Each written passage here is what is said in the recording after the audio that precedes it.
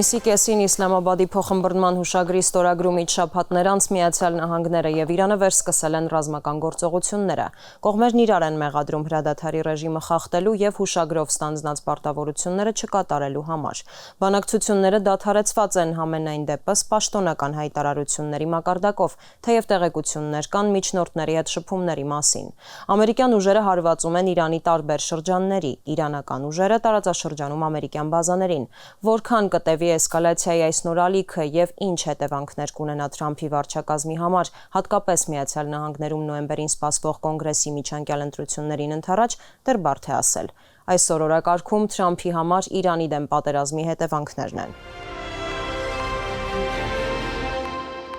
Օրեր առաջ ամերիկյան զինված ուժերը հարվածեցին Իրանում մի քանի տասնյակ օբյեկտի, հայտարարելով, որ Իրանը հարձակվել է Հորմուզի նեղուցով անցնող նավերի վրա ու այդպիսով խախտել հրադադարը։ ԱՄՆ կենտրոնական հրամանատարության տվյալով թիրախավորվում են Իրանի օդային պաշտպանության եւ ափամերձ հսկողության համակարգեր, հրթիռների, ԱԹՍ-ների արձակման կայանքներ։ Հայտարարված նպատակն է թույլատրել Իսլամական Հանրապետության կարողությունները թույլ չտալու, որ դրանք կիրառվեն Հորմուզի նեղուցում նավերի դեմ։ Վաշինգտոնը նաեւ չեղարկել է իրանական նավթի վաճառքի համար տրամադրված արտոնագրերը, որոնք նախատեսված էին Իսլամաբադի հուշագրով եւ մի շարք պատժամիջոցներ է սահմանել։ Այս ամենի ֆոնին Սպիտակ տունն անգամ մեղադրել է Թեհրանին Դոնալդ Թրամփի դեմ մահափորձ կազմակերպելու մտադրության համար։ 1000 հրթիռ արդեն ուղարկված է դեպի Իսլամական Հանրապետություն։ Հազարավոր այլ հրթիռներ էլ անմիջապես կարձակվեն, եթե Իրանի կառավարությունը մահափորձ իրականացնի իմ դեմ։ Ամերիկայի Միացյալ Նահանգների զինված ուժերը պատրաստ են ամբողջությամբ ոչնչացնելու Իրանի տարածքը։ Պատրաստ ենք Թեհրանի խնդրանքով վերսկսել բանակցությունները, սակայն հրադադարի ռեժիմն այլևս չի գործում։ Նաև թույլ չենք տալու, որ Իրանը միջուկային զենք ունենա։ Վաշինգտոնը խախտել է փոխըմբռնման հուշագրի 9-րդ կետը, որի համաձայն Միացյալ Նահանգները պարտավորվում են նոր պատժամիջոցներ չկիրառել կամ լրացուցիչ ուժեր չուղարկել տարածաշրջան։ Իրանը մինչ օրս պահել է իր խոսքը ի տարբերություն ամերիկյան կողմի։ Այլ խախտումներ եւ սխալ քայլեր են արվել։ Պայմանավորվածությունները պետք է հարգեն երկու կողմերն էլ։ Վաշինգտոնի որոշումները եւ սպառնալիքները չեն ազդի Թեհրանի դիրքորոշման վրա։ Միակողմանի համաձայնագրերի դարաշրջանն ավարտվել է։ Մենք ձեզ ասել ենք՝ պահեք ձեր խոսքը կամ վճարեք գինը։ Բանակցությունների ընթացքում ես ասել եմ, որ չենք վստահում նրանց։ Մենք պատրաստ ենք լայնամասշտաբ պաշտպանության։ Այժմ առավել խնդրահարույց է Հորմուզի նեղուցի հարցը։ Վաշինգտոնից հայտարարել են, որ այն բաց է բոլոր նավերի համար, բացառությամբ իրանական։ Զուգահեռ Միացյալ Նահանգները վերսկսել է Իրանի ծովային շրջափակումը, թույլ չտալով նավերին հեռանալ կամ մուտք գործել Իսլամական Հանրապետության նավահանգիստներ։ Սպիտակ տունը պնդում է, Թեհրանը չի կարող վերահսկել Հորմուզի նեղուցը կամ վճար սահմանել այնտեղով անցնող նավերի համար։ Իրանը հակադարձում է, ոչ մի դեպքում թույլ չեն տա միջամտել Հորմուզի նեղուցի կառավարմանը եւ անհրաժեշտության դեպքում ջախջախիչ հարված կհասցնեն ամերիկյան կողմին։ Վերջին շրջանում հրադադարի ֆոնին Հորմուզի նեղուցով նավարկությունը վերականգնվել էր, նավթի գինը նվազել, շուկաները քիչ թե շատ կարգավորվում էին, սակայն վերսկսված ռազմական գործողությունները, առևտրային նավերի թիրախավորումը կրկին վատթարացրել են իրավիճակը։ Ըստ տարբեր հարցումների ամերիկացիների մեծ մասը հանդես է գալիս Իրանի հետ կարգավորման օգտին եւ ցանկանում է, որ Հորմուզի նեղուցն անարգել գործի, հաշվի առնելով, որ պատերազմի թեժ փուլի ընթացքում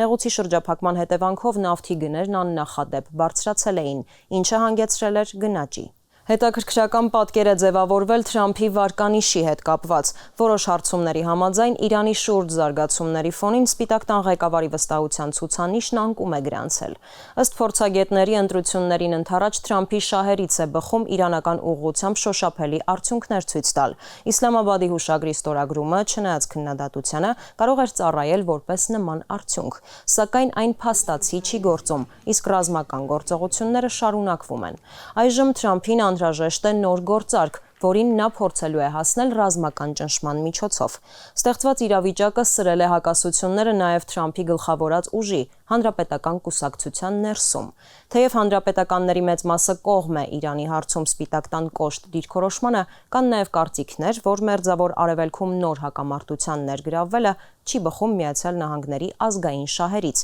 չափազանց ծախսատար է եւ հարվածում է հարկատուների գրպանին։ Թրամփի կուսակցության ներսում առկա հակասությունների դրսևորումը դրսևորումներից դարձավ Կոնգրեսի երկու պալատներում ընդունված օրինագիծը, որը սահմանափակում է Իրանի հարցում Թրամփի ռազմական լիազորությունները։ Դեմոկրատների նախաձեռնած այս օրինագիծը մի քանի անգամ տապալվել էր բավարար ձայներ չհավաքելու պատճառով, սակայն հունիսին որոշ հանրապետականներ միացան նախաձեռնությանը։ Ինչ զարգացումներ ակնկալել Իրանի ուղղությամբ, արդյոք Թրամփի վարչակազմը կփորձի մինչև նոյեմբերի ընտրություններ վերսկսել Թեհրանի հետ բանակցությունները, եւ արդյոք Իսլամական Հանրապետությունը պատրաստ կլինի գնալ փոխզիջումների։ Կքննարկենք ԱՄՆ արտաքին քաղաքականության հետազոտությունների ինստիտուտի ավագ գիտաշխատող Ջոն Սիտիլիդիսի հետ։ Mr. Sitilides, to begin with... Պարոն Սիտիլիդիս, հրապարակային հայտարարություններից անդին ինչ չեն կարողանում կիսել Միացյալ Նահանգները եւ Իրանը, ինչու չի հաջողվում պահել հրադադարը եւ բանակցել։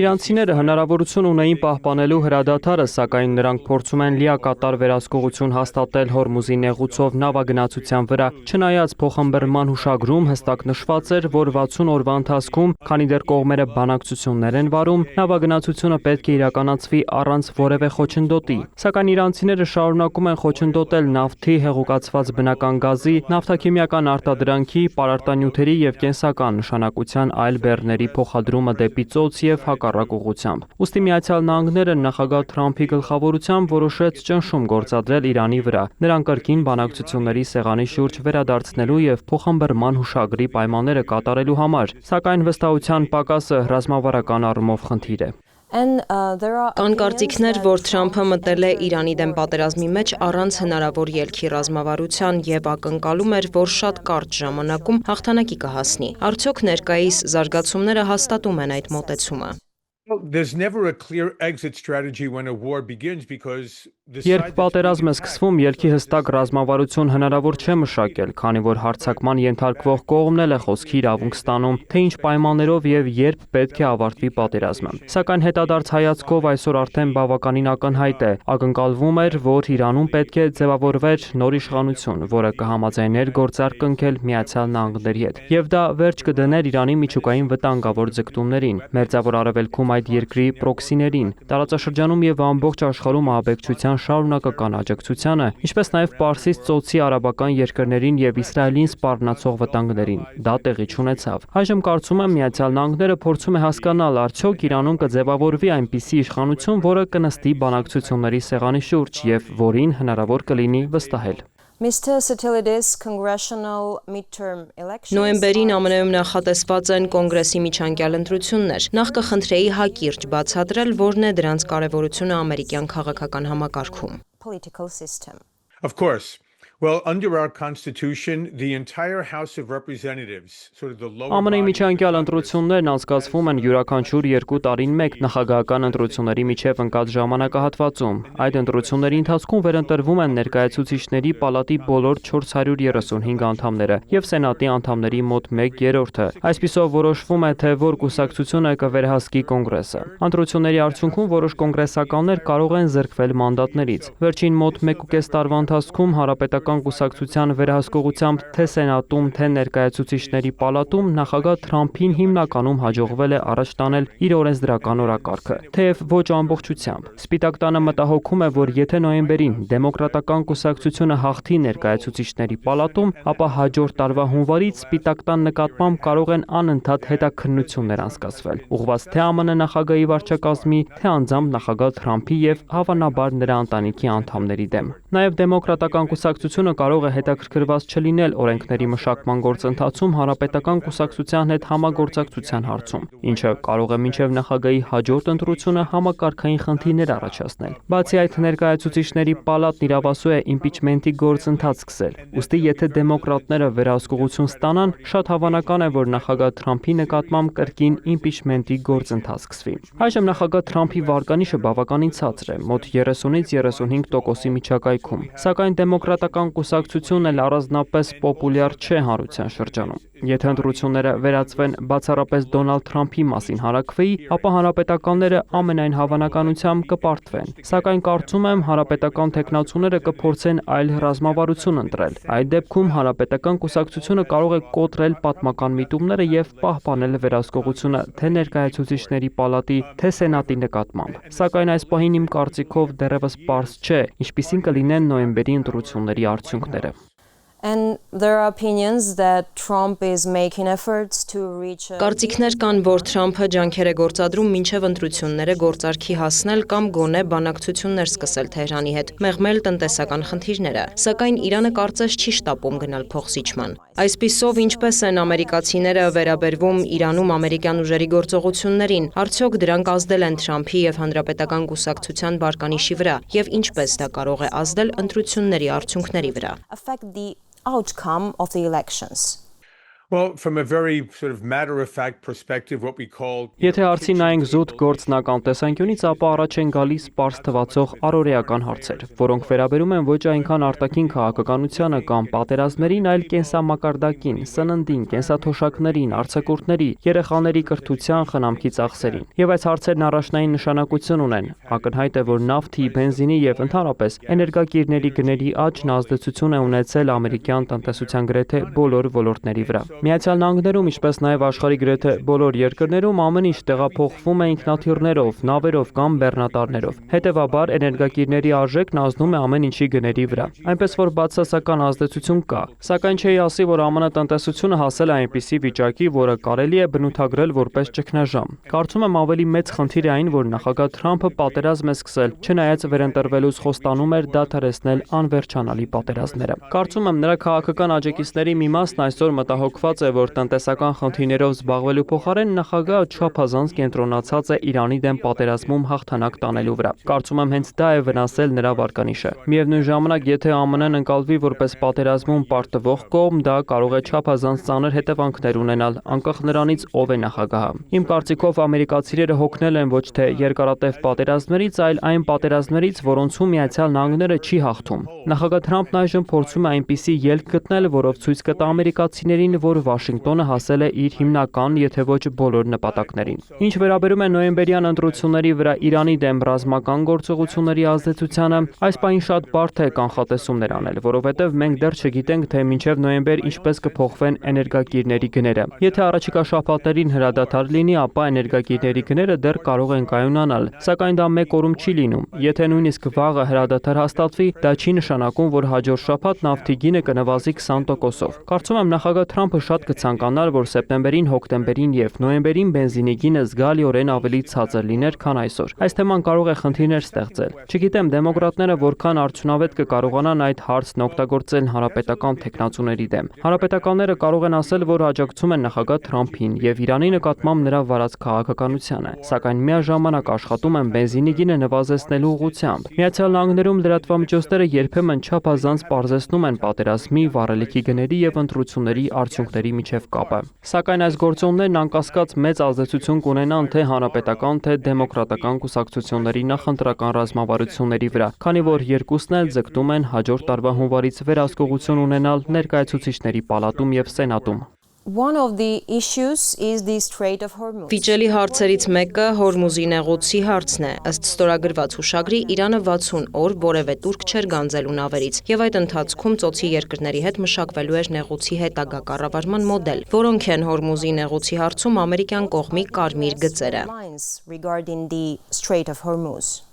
I would say the immediate red line is Կարծում եմ ամենակարևոր կարմիր գիծը Հորմուզի նեղուցով ազատ եւ անխափան նավագնացությունն է։ Թրամփը օրեր առաջ մտադիր էր 20%-ի մաքսատուրք սահմանել նեղուցով անցնող բեռների համար եւ դա մարտավարական սխալ էր։ Սակայն հետո նա հրաժարվեց այդ գաղափարից, քանի որ ազատ եւ անխափան միջազգային նավագնացությունը համաշխարհային տնտեսության հիմնարար սկզբունքներից է։ Այսօր համաշխարհային առևտրի շուրջ 90%-ը կախված է ջրային փոխադրումներից, ուստի ազատ նավարկությունը կենսական նշանակություն ունի։ Երկրորդ, վճար կամ տուրք սահմանելը միջազգային ծովային իրավունքի խախտում է։ Այդ մասին շաբաթներ եւ ամիսներ շարունակ հիշեցնում էին փոխնախագահ Վենսը եւ պետքարտուղար Ռուբիոն, երբ Իրանը փորձում էր նման վճարներ սահմանել Հորմուզի նեղուցով անցնող նավերի համար։ Եվ վերջապես դա չափազանց վտանգավոր նախադեպ կլիներ մյուս տարածաշրջանների համար, նաեւ չէր նպաստի Մերձավոր Արևելքում խաղաղությանը։ Միացյալ Նահանգները շարունակում է աշխատել նաեւ այն ուղղությամբ, որ Իրանում ձևավորվի գոնե ինչ-որ չափով հստակ կառավարող իշխանություն։ Այս պահին մենք իրականում չգիտենք ով է ղեկավարում երկիրը, Իսլամական հեղափոխության պահապանների կորպուսը, որն այժմ կարծես ավելի ռադիկալ է, թե գերագույն առաջնորդը, որի մասին շատ բան հայտնի չէ եւ որը նույնիսկ չի մասնակցել իր հոր հուղարկավորությանը։ Կամ գուցե կան այլ ուժեր, որոնք ցանկանում են գալ իշխանության։ Նաեւ փաստ է, որ Իրանում տնտեսական բարդ իրավիճակ է, այն դեպքում, երբ Իրանը իր հնարավորություններով կարող էր լինել ոչ միայն Մերձավոր Արևելքի, այլև ամբողջ աշխարհի ամենահարուստ պետություններից մեկը։ Այս ամենը հաշվի առնելով եւ վերադառնալով կարմիր գծերի մասին ձեր հարցին, կառաջացնեի նաեւ միջուկային հարցը։ Նախագահ Թրամփը իհարկե մտահոգված է, թե ինչ արդյունք կունենան նոյեմբերին ԱՄՆ-ում կայանալիք ընտրությունները, սակայն միևնույն ժամանակ նա վճռական է թույլ չտալ, որ Իրանը երբևէ միջուկային զենք ունենա, նույնիսկ եթե դրա համար կարիք լինի քաղաքական գին վճարել։ Իրանը գտնվում է Եվրոպան եւ Ասիան կապող ամենակարևոր ռազմավարական գոտիներից մեկում։ Նաեւ կա միջուկային զենքի շղթայական տարածման վտանգը։ Եթե Իրանը միջուկային զենք ստեղծելու հնարավորություն ստանա, ապա օրինակ Սաուդյան Արաբիան կարող է փորձել սեփական միջուկային զինանոց ստեղծել։ Նույն ճանապարհով կարող են գնալ Եգիպտոսը, Թուրքիան։ Իսկ եթե հաշվի առնենք, որ Մերձավոր Արևելքն արդեն տասնամյակներ շարունակ աշխարհի ամենապատերազմող տարածաշրջանն է, ապա պատկերացրեք ինչպիսի սպառնալիք կստեղծվի տարածաշրջանային եւ համաշխարհային կայունության համար, եթե այնտեղ միաժամանակ մի քանի պետություն միջուկային անկախ զինանոց ունենա։ Կարծում եմ հենց այս սցենարն է փորձում կանխել նախագահ Թրամփը։ And Gulf states have also found themselves in a Ծոցի երկրները եւս հայտնվել են բարդ իրավիճակում։ Մի կողմից Իրանի հարվածներն են, մյուս կողմից դաշնակից ԱՄՆ-ի հետ հարաբերությունները չփչացնելու խնդիրը։ Ձեր կարծիքով այս ճգնաժամն ի վերջո ինչպես կազդի ԱՄՆ ծոցի երկրներ հարաբերությունների եւ տարածաշրջանում ամերիկյան ռազմական ներկայության վրա։ and the American military presence in the region. Welcome to the tyranny of geography and of geopolitics. Բարի գալուստ աշխարհագրության եւ աշխարհաքաղաքականության դաժան իրականություն։ Այս երկրները չեն կարող փոխել իրենց սահմանները կամ տեղափոխվել այլ վայր։ Կարծում եմ այդ երկրների համար առաջնային հարց է արդյոք հնարավոր կլինի փոխել Թեհրանում գործող ռեժիմի վարքագիծը։ Կարճաժամկետ հեռանկարում Պարսից ծոցի արաբական երկրներն ԱՄՆ-ի հետ ավելի սերտ գործակցության այլընտրանք չունեն։ Միացյալ Նահանգները շարունակում է մնալ անվտանգության միակ վստահելի երաշխավորը։ Ուստի կարծում եմ անվտանգության նկատառումներից ելնելով նրանք ավելի կմերձենան Միացյալ Նահանգների հետ։ Սակայն ավելի երկարաժամկետ հեռանկարում ամեն ինչ կախված կլինի այս պատերազմի արդյունքից։ Եթե Իրանը շարունակի ռազմավարական սպառնալիք լինել տարածաշրջանի երկրների համար, իսկ Միացյալ Նահանգները չընկալվի որպես անվտանգության վստահելի երաշխավոր, ապա նրանք անկասկած կսկսեն փնտրել այլ դաշնակիցներ եւ գործընկերներ ապահովելու սեփական անվտանգությունը։ Ուստի Վաշինգտոնն էլ պարտավոր է Պարսից ծոցի իր գործընկերներին ապացուցել, որ Միացյալ Նահանգների ավելի արդյունավետ այլընտրանք չկա։ What is Israel's position? Ինչպիսին է այս ամբողջ պատմության մեջ Իսրայելի դիրքավորումը։ Վերջերս հրեական պետության պաշտպանության նախարարը զգուշացրեց, որ պատրաստ են ցանկացած սցենարի, կարող են եւ պաշտպանվել, եւ հարձակվել։ To launch attacks. Well, my sense is that Կարծում եմ Իսրայելի կառավարությունը լինի դա վարչապետ Բենյամին Նեթանյահուի կառավարությունը, թե այլ առաջնորդվելու է երկրի ազգային անվտանգության շահերով։ Եթե Իրանը շարունակի սպառնալ Իսրայելի անվտանգությանը, ապա հրեական պետությունը կարձագանքի այդ սպառնալիքին ցանկալի է Միացյալ Նահանգների հետ համակարգմամբ։ Սակայն եթե շահերը չհամընկնեն, անհրաժեշտության դեպքում Իսրայելը Միացյալ Նահանգներից անկախ էլ կգործի։ Իսրայելն արդեն ցույց է տվել, որ ունի նման քաղաքական կամք։ Նաև պետք է հիշել, որ Իսրայելը զգալիորեն թույլատրել է տարածաշրջանում Իրանի աջակցությունը վայելող ուժերին, այսպես կոչված դիմադրության առանցքը։ Իսրայելի եւ Լիբանանի կառավարություններն էլ ներկայումս բանակցություններ են վարում բարելավելու երկկողմ հարաբերությունները եւ չեզոքացնելու Հեզբոլահի ներկայությունը Լիբանանի հարավում։ Սիրիայում նոր կառավարություն է ձևավորվել, որն ամենայն հավանականությամբ կգործի Իրանից անկախ։ Նվազում է նաեւ Իրանի գործընկեր ուժերի ազդեցությունը Իրաքում, ինչի վկայությունն էր օրեր առաջ Իրաքի վարչապետի այցը Վաշինգտոն։ Նա ձգտում է Միացյալ Նահանգների հետ կառուցել նոր հարաբերություններ, որոնք հիմնված կլինեն RF3 ներդրումների էներգետիկ ենթակառուցվածքների զարգացման վրա, որպեսզի Իրաքն այլևս կախված չլինի Հորմուզի նեղուցից եւ Պարսից ծոցից։ Իսրայելն այժմ հետևում է, թե ինչպիսին կլինի ռազմավարական իրավիճակը Գազայում, Լիբանանում, Սիրիայում եւ Իրանում։ Եվս մեկ կարևոր անորոշ գործոն հութիները Իսրայելին հարվածներ հասցնելու եւ Բաբ էլ-Մանդեբի նեղուցով նավագնացությունը սահմանափակելու նրանց կարողությունը։ Սակայն Իսրայելում ներքին խնդիրներ էլ կան, որոնք հարկավոր է լուծել։ Պարոն Սիտիլիդիս, շնորհակալ եմ հարցազրույցի համար։ Ամփոփելով, իրավիճակը բավականին բարդ է։ Ամերիկյան կողմը սպառնում է թիրախավորել իրանական էլեկտրակայանները եւ կամուրջները, գրավել տարածքներ։ Թրամփը հայտարարում է, որ չի ցանկանում բանակցել։ Իրանն էլ չի պատրաստվում երկխոսություն աղերսել։ Անհրաժեշտության դեպքում կկռվի, որքան պետք է, եւ վրեժ կլուծի բոլոր կորուստների համար։ Հրադադարը խախտված է, Իսլամաբադի փոխըմբռնման հուշագիրը գործեց հազիվ 3 շաբաթ։